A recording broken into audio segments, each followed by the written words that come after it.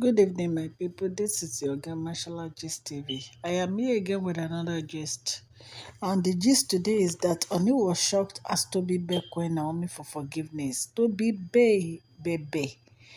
Ó ní kí Queen Naomi dáríjì àwọn. Kábíyèsí, ó ya kábíyèsí lẹ́nu. Ó ní kí Queen Naomi dáríjì àwọn.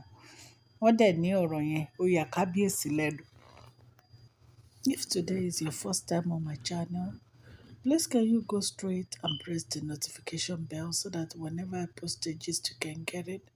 And to my old subscribers, I say thank you. Thank you, God Almighty will bless you. Òkè òkè lọ́wọ́ yín máa máa lọ o. Ọwọ́ yín ò ní lọ ìsàlẹ̀ láláì. Ẹ̀yin ènìyàn lé. Another gist la mú wá o. Wọ́n ní Tóbi dìde o. Ó bẹ kábíyèsí, ó bẹ Queen Naomi o wípé kán jọ̀ọ́ kán dáríjì àwọn o. Ipá tìgbà tí Queen Naomi ti kúrò ní palace pé ẹyẹ ò ké bí ẹyẹ mọ́ o, wípé wàhálà ni o, wípé kò sí rọ̀rùn, kò sí ìfọ̀kànbalẹ̀, wípé ìjà ní lójoojúmọ́, wípé kí Queen Naomi dáríjì àwọn o. Wípé àwọn ṣe tán ó dáa pọn o.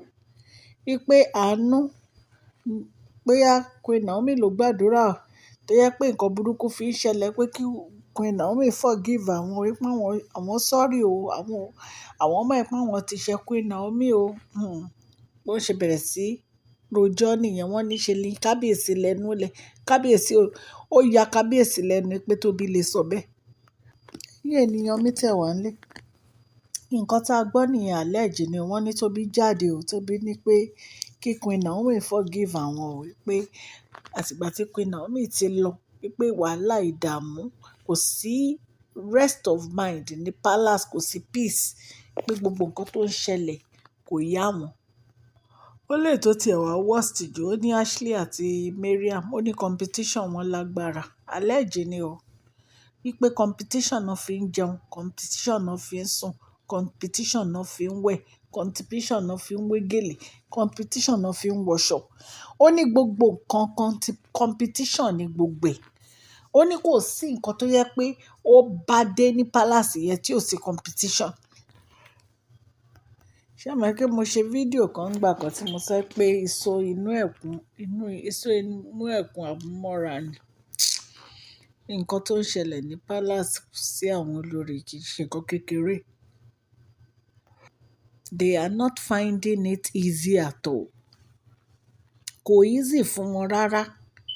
Ẹ̀yin náà wò báwo lèèyàn mẹ́fà ṣe tòrò mọ́kùnrin kan. Ṣó possible? Kábíyèsí dẹ̀ ti sọ pé ìyàwó palace ni gbogbo yín. Nǹkan tí kábíyèsí sọ ni wà lẹ́ẹ̀jì ni o. Wọ́n ní ìyàwó palace ni gbogbo yín, pé ìyàwó àwọn táwọn fẹ́ tó jẹ́ pé níṣu lọ́kà, wípé is Queen Naomi. Páwọn ò dẹ̀ fi Queen Naomi ṣeré.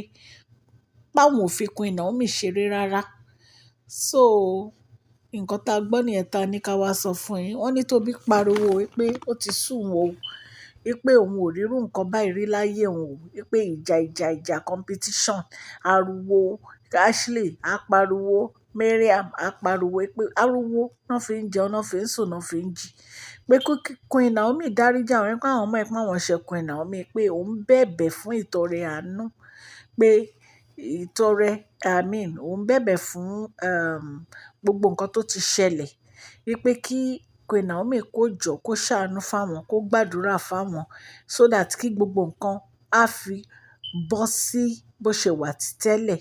Tó jẹ́ pé àwọn á máa ṣe dáadáa nínú palace, kò ní sí ìjà, kò ní sí wàhálà, kò ní sí dààmú mọ́, pé kí Queen Naomi pray fáwọn.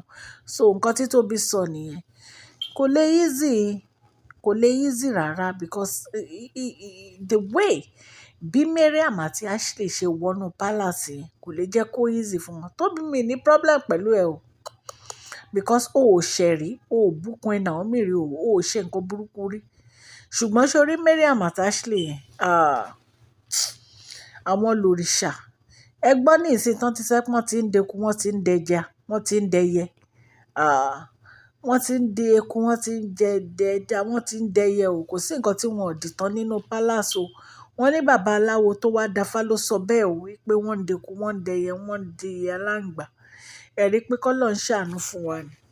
Ẹni ènìyàn mi ṣẹ̀ wá ńlé, ọjọ́ èní á sọ yín sówó, á sọ yín sọ́mọ, á sọ yín sálàáfíà o. Bá ṣe fẹ́ lọ sùn, a nítorí oorun dójú ikú o. A máa jíire láyọ̀ àtàlàáfíà. Ẹ̀yin tẹ́ ẹ subscribe, ẹ subscribe o, so that tí n bá ti post gist ẹ máa get ẹ. Ẹ̀yin tẹ́ ẹ subscribe àtẹ̀yin tí ẹ share, ẹ share o. Ẹ share fídíò yìí o. Ẹ subscribe.